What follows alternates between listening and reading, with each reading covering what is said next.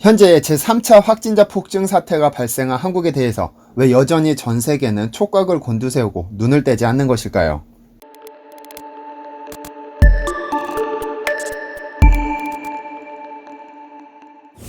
안녕하세요, 디스멘터리입니다. 2020년 9월 현재 한국은 제3차 확진자 폭증 사태에 놓였습니다. 정부의 방역수칙 이행 권고를 무시한 일부 사람들의 대규모 집회로 인해 대유행이 시작됐죠. 그런데 이 3차 유행 때문에 이른바 코리아 앵글이라는 말이 유행하고 있습니다. 3월 신천지 사태 때는 모르고 당해서 무조건적인 분노를 표출했지만 이번 3차 대유행은 알면서도 일부러 강행했다는 비난을 면치 못했죠. 분노 게이지가 급상승한 겁니다. 사실 1차 유행 때는 코로나가 얼마나 전염성이 빠른지 몰랐습니다. 우리도 몰랐고 전 세계도 몰랐습니다. 그랬지만 K-방역이라는 신조어를 만들어내며 세계에서 유례 없이 단시일 내에 방역에 성공했는데요. 하지만 3차 대유행은 전 세계가 조롱해도 어떤 변명도 할 수 없습니다. 격리 수칙을 어기고 진단검사를 거부하고 동선을 숨기는 등 거짓말을 일삼는 바람에 결국 사회적 거리두기 2.5단계를 선포했습니다. 8월 30일부터 마스크 쓰기는 의무화되었고 카페나 식당 등은 저녁 9시 이후에는 오로지 배달만 가능하도록 강력한 조치를 취했죠. 일부 사람들의 몰상식한 행태에 수도권 소재 38만 개의 음식점과 제과점, 6만 3천여 개의 학원, 2만 8천 개의 체육시설 등 총 47만 개 영업시설이 막대한 피해를 감수해야 했습니다. 살 길이 막막하다며 사채를 쓰고 폐업을 하고 영업을 포기하는 등 온 국민이 받는 고통의 대가가 너무 큽니다. 아무 잘못 없는 선량한 시민들이 일부의 몰지각한 행동이 불러온 결과에 대해 책임지고 있습니다. 그런데 이런 상황에서도 해외 언론들은 한국에게 눈을 떼지 않고 주의 깊게 관심을 보이고 있습니다. 지난 8월 말 블룸버그 통신은 한국의 한 커피숍 발병 사례를 보도했습니다. 8월 초 한 감염 여성이 파주에 위치한 스타벅스 카페를 방문한 후 여기를 방문한 27명의 고객이 확진 판정을 받았습니다. 결국 25일 기준 총 66명의 환자가 스타벅스를 방문한 후 양성 반응을 보였죠. 그런데 여기서 핵심은 직원 4명입니다. 하루도 빼놓지 않고 출근했던 직원들은 근무 시간 내내 마스크를 착용했는데 2주간의 근무에도 단 한 명도 확진자가 발생하지 않았죠. 밀폐된 실내에서 얼마나 빠르게 바이러스가 퍼질 수 있는지를 보여줌과 동시에 마스크의 효과가 직접적으로 증명된 겁니다. 참고로 스타벅스는 코로나 사태가 시작된 후 모든 직원들을 대상으로 KF94 마스크와 위생장갑을 착용하도록 의무화시켰고 직원들은 이를 따랐죠. 마스크 쓰지 않을 권리에 대해서는 단 한마디의 불평도 없이 회사 측의 안전지침을 따랐고 많은 사람들이 감염되는 상황에서도 안전하게 넘어갔는데요. 이 상황이 알려지면서 해외 언론들의 눈이 모조리 한국으로 쏠렸습니다. 한 네덜란드 전문가는 이번 스타벅스 사건은 전 세계에서 본보기가 될 것이라고 평가하기도 했는데요. 이 마스크 때문에 전 세계는 홍역을 치르고 있습니다. 2020년 9월 14일 기준 전 세계에서는 누적 확진자 수 총 2,890만 명으로 하루 30만 명씩 증가세를 보이고 있고 직접 사망자 수만 92만 명입니다. 2,890만 명은 네팔 전체 인구 수와 같습니다. 이 많은 사람이 확진 판정을 받아 치료를 받은 상황이죠. 코로나는 보통 호흡기를 통해 감염되는 것으로 알려져 있는데 그중 비말 감염은 심각한 형태입니다. 비말은 튀어서 흩어지는 물방울이라는 뜻으로 비말 감염이란 침, 콧물 또는 체액 등이 기침으로 튀어나와 다른 사람의 입이나 코로 들어가 전염되는 것을 말합니다. 일반적으로 사람이 기침을 한번 하면 약 3,000개의 비말이 전방 2m 내로 분사되는데 만약 이 비말이 누군가의 호흡기에 닿는다면 그대로 감염자를 낳게 됩니다. 그래서 올해 초부터 전 세계적으로 마스크 착용에 대해서 의무화시켰던 겁니다. 현재 유럽 역시 마스크 착용을 의무화시키고 있는 상황인데요. 독일의 경우 실내 공공장소에서 마스크 미착용 시 벌금 20만 원을 부과하며 슈퍼마켓 등 고객을 직접 상대하는 장소에서 직원이 마스크를 착용하지 않는 경우 700만 원에 가까운 벌금을 내야 합니다.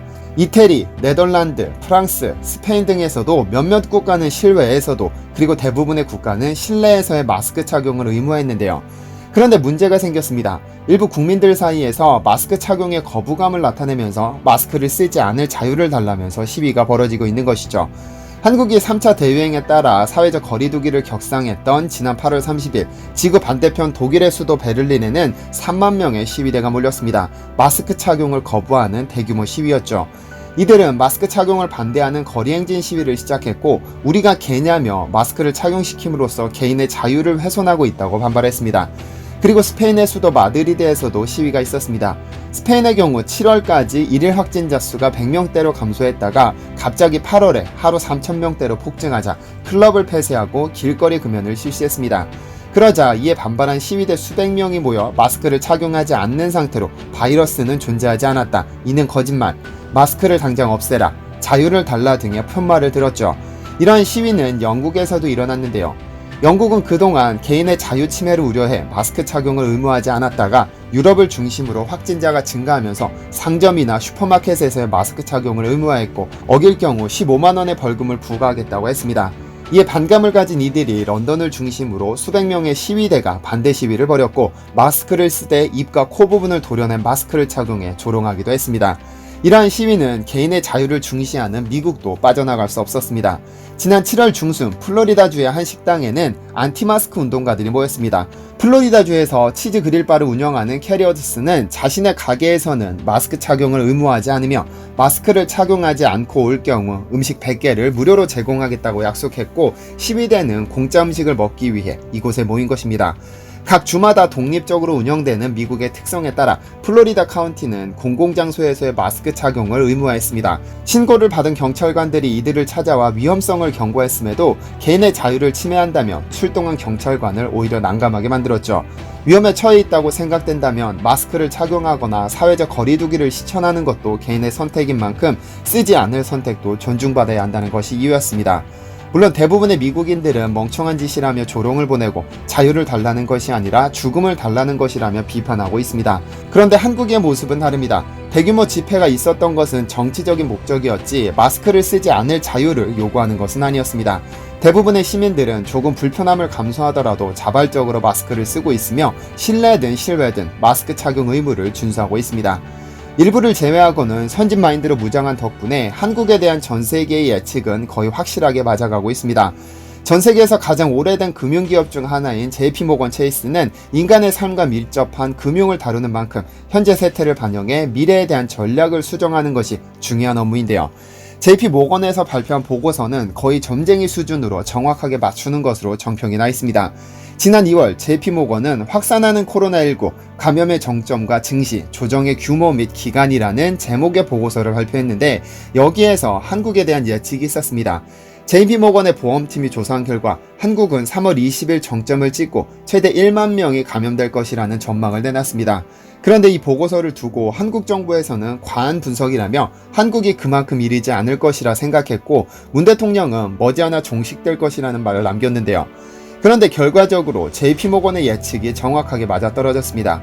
어떠한 데이터나 어떠한 보고서를 이용해 예측 모델을 사용했는지에 대해서는 함구했으나 지난 4월 3일 한국에서는 누적 확진자 수 1만 명을 넘어섰죠.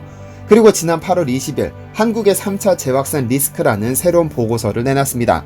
당시 한국은 광복절 집회 등으로 인해 갑자기 확진자 수가 증가하던 추세였는데 JP모건은 8월 말 정점을 찍은 후 11월 초까지 약 7,000명의 신규 확진자를 발생시켜 총 2만 3천여 명이 감염될 것이라 예측했습니다.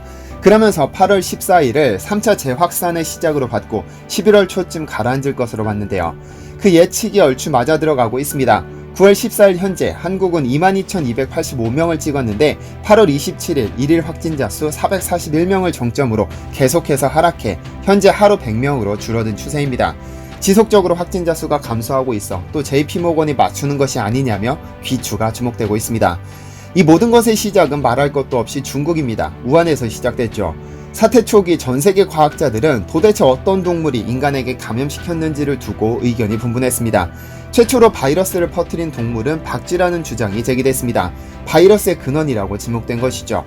그런데 박쥐의 바이러스 유전자와 인간에게서 확인된 바이러스 유전자가 서로 달라 중간 숙주가 있을 것으로 판단했는데 미국 연구팀은 그 중간 숙주로 개미를 잡아먹는 천상갑을 지목했습니다. 천상갑의 비늘은 중국 전통의학에서 유용하게 사용되며 그 고기는 몇몇 사람들이 별미로 즐기는데 박쥐에게서 감염된 후 우한 시장에 나오게 된 것이 그 시작이라는 것인데요. 그런데 새로운 주장이 제기됐습니다. 바이러스의 시작은 야생이 아니라 우한의 한 연구소에서 시작됐다는 것입니다. 중국과 무역전쟁을 선포한 트럼프 미 대통령이 공개적으로 처음 꺼냈죠. 트럼프 대통령은 5월 미국 시민들과 나눈 인터넷 미팅에서 코로나 진원지가 우한의 한 연구소라는 증거를 갖고 있다고 주장했습니다. 그 연구소에서 무슨 일이 일어났는지를 담은 강력한 보고서가 곧 나올 예정이라며 이 내용은 결정적이라고 말했습니다. 끔찍한 실수를 저질러 놓고는 이를 감추려 했으나 불을 완전히 끄지 못했다고 중국을 비난하기도 했죠.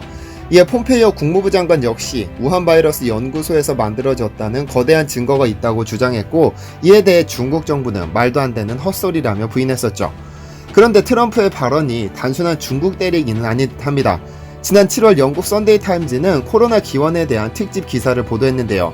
지난 2013년 중국 남서부 지역에서 박쥐의 배설물을 정리하던 남성 6명이 심한 폐렴을 앓았고, 이 중 3명이 사망했습니다.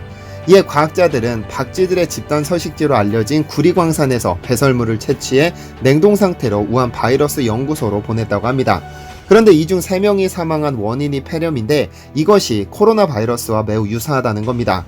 중국에서 박쥐 전문가로 알려진 시정리 박사는 2013년 운남성에서 채취한 바이러스 샘플과 현재의 코로나 샘플이 96.2% 비슷하다고 밝히기도 했는데요. 그런데 바로 며칠 전 홍콩에서 미국으로 망명한 옌리멍 박사 역시 동일한 주장을 했습니다. 뉴욕 포스트에 따르면 그녀는 영국 르즈우먼과 가진 비공개 화상 인터뷰에서 코로나는 자연에서 온 것이 아니라 우한의 한 연구실에서 만들어졌으며, 이 실험실을 중국 정부가 관리한다고 주장했습니다. 우한시장에서 발생했다는 중국 언론의 보도는 연막작전이라고 밝히기도 했는데요. 그녀는 이 사실을 중국 의사들로부터 직접 들었으며, 이를 입증할 보고서가 곧 발표될 예정이라고 밝혀 보고서에 대한 궁금증이 커지고 있는데요. 그녀는 이 보고서를 최대한 쉽게 작성할 예정이고, 왜 코로나가 중국 실험실에서 나왔는지, 그리고 왜 그들만이 이 바이러스를 만들 수 있는지에 대해서 낱낱이 폭로하겠다고 말했는데요. 그녀는 홍콩 공중보건대 바이러스학과에서 면역학을 전공했고, 발병 초기 중국 본토로 파견돼 실제 사례들을 조사했던 것으로 알려졌습니다. 그리고 이 사실을 공개하려던 사실을 안 중국 정부가 그녀에게 어떤 보복을 가할지 몰라 미국으로 망명한 상황입니다.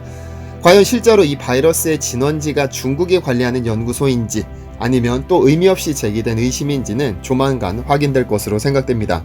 시청해주셔서 감사합니다.